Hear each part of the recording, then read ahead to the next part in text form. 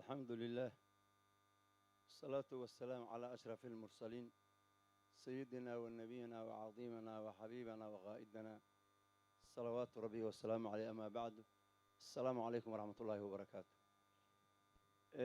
meeshaan marka ugu horeysa waxaan u mahad celinayaa Allah naga dhigay muslimiin marka labaadna ra'iisul wasaaraha jamhuuriyadda gudoomiye ku-xigeenka koowaad ee aqalka sare golaha wasiirada xildhibaanada labada gole salaadiinta Soomaaliyeed gabdhaha Soomaaliyeed aqoon-yahanada Soomaaliyeed guddiga dib u heshiisiinta ummadda Soomaaliyeed ama gaar ahaan reer Galmudug bahda saxaafadda abwaanada ummadda Soomaaliyeed iyo dhammaan intii aan maaragtay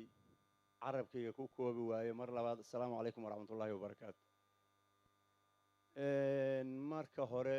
mudane ra'iisul wasaare waxa waaye runtii meeshaan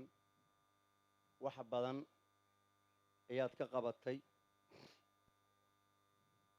waxa aad ka qabatana waa midii la sheego 2 sano 2 bilood ayaad dhuusamareeb fadhiday in ummaddan la isku keeno oo reer Galmudug la isku keenana runtii ilaahayna mahad ka gaarto adigana ka gaarto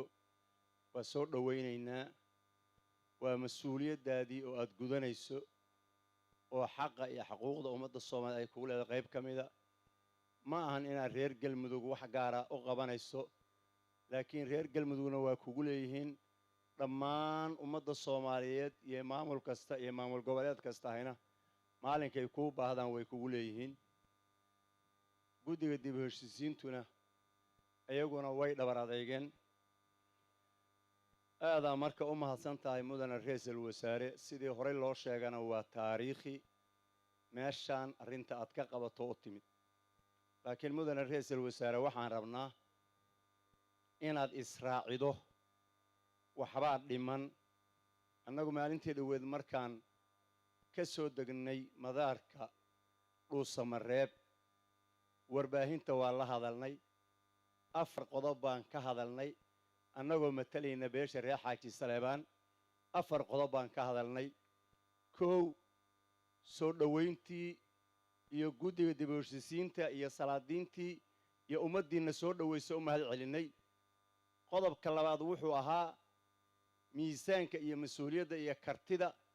aad dhuusamareeb dul saartay ama Galmudug aad dul saartay oo waqtiga qaaliga aad geliyay waana ku mahad celinay qodobka saddexaad wuxuu ahaa reer Cadaado oo annagu mas'uul u nahay oo ka soconnay oo wax tabasho qabay xaqna ugu leh ra'iisul wasaaraha madaxweynaha jamhuuriyadda iyo dhammaan intay qusayso tabashadooda in laga qanciyo annaga ummad baan matalaynaa ummad baan mas'uul ka nahay dadka aan matalaynana waxaan rabnaa inaan ku matalno wax ay raalli ka yihiin sidaas darteed mudane ra'iisul wasaare reer Cadaado waxbay tabanayaan waxa ay tabanayaanna qodbasirana ma aan Galmudugna ma laga qarinayo maalin cad ayaa madaxweynaha jamhuuriyadda Soomaaliya iyo madaxweynaha maamulka Galmudug waxay yiraahdeen Cadaado waa xaruntii baarlamaanka Galmudug annaga reer Cadaado dhegteenay gasho dhegta kalena waa ka baxday qalbigeennana waa gasho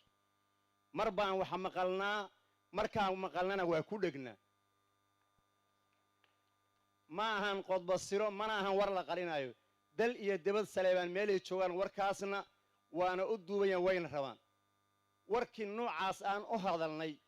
waxaa laga soo daayay oo kaliya ra'iisul wasaaraha jamhuuriyaddu waa mahadsan yahay wuxuu dhuusamareeb ka qabtay waa mahadsan yahay raadiyo muqdisho waana galay dacwaan ka naamudana ra'iisul wasaare dacwaan ka nahay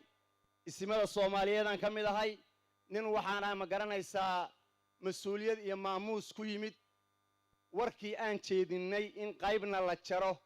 qaybna la soo daaya nama qabato annaga dawladdu waa dawladeennii ra'iisul wasaaruhu waa ra'iisul wasaaraheennii dawladda iyo ra'iisul wasaaraha iyo dalka qaybtaan kulena waa ka qaadanaynaa laakiin qaybta aan konseenka ka qabno ama aan dooda ka qabno mudane ra'iisul wasaare reer Cadaado waxay rabaan inay kaala hadlaan hadda waxaa jooga dhuusamareeb 100 qof aa joogta aniga adigu Cadaadaan ku wada hadalnay waxaa tiri odayaasha dhuusamareeb ha yimaadeen waxaan ku yiri dhuusamareeb ma khayrkii baa yaala anaa haye hal yimaada tiri waa ku nimid martiyaan caawa ku nahay adaan ku joognaa dalabkaagiyaan ku nimid inaad naqaabishaan rabnaa wasiirka arrimaha gudaha cabdi maxamed sabriye walaalkeenaan fariin ku soo farnay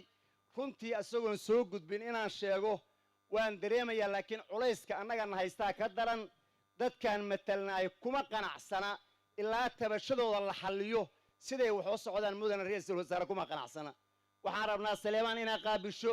waxaan rabnaa Cadaado inaad tagto waxaan rabnaa tabashadooda inaad xallido haddaad reexaraala qanciday haddaad reexaraala u socoto haddaad reexaraala rabto inaad ka qoslido aadan kugu mahad celinayaa reexaraalan aanu abtiyaan oo ahay isniina sharaawo geediyaa dhashay waa dadkaygii waa qayb Saleebaan ka mida waa ku faraxsanahay laakiin mudane ra'iisul wasaare waxaan caawa ku sheegaynaa annagoo mas'uuliyadaada jecel annagoo garabkaaga taagan Cadaado waxay rabtaa inaad qanciso inaad u tagtaan ka rabnaa 100 oday baa caawa dhuusamareeb joogta xildhibaanadii baa jooga mas'uuliyiintii baa joogta haddii gudoomiye ku-xigeenka aqalka sare iyo xildhibaanadu ka xishoonayaan qabiilka annaga afka qabiilka ku hadlayna ra'iisul wasaare inaad Saleebaan qaabishaan ka rabnaa cod dheeraan ku leenahay galmudugaan ka mid nahay waxbaan la qabnaa laakiin wax tabashadeena ra'iisul wasaare qaabil waa mahadsantiin wassalaamu calaykum waraxmatullaahi wabarakaatu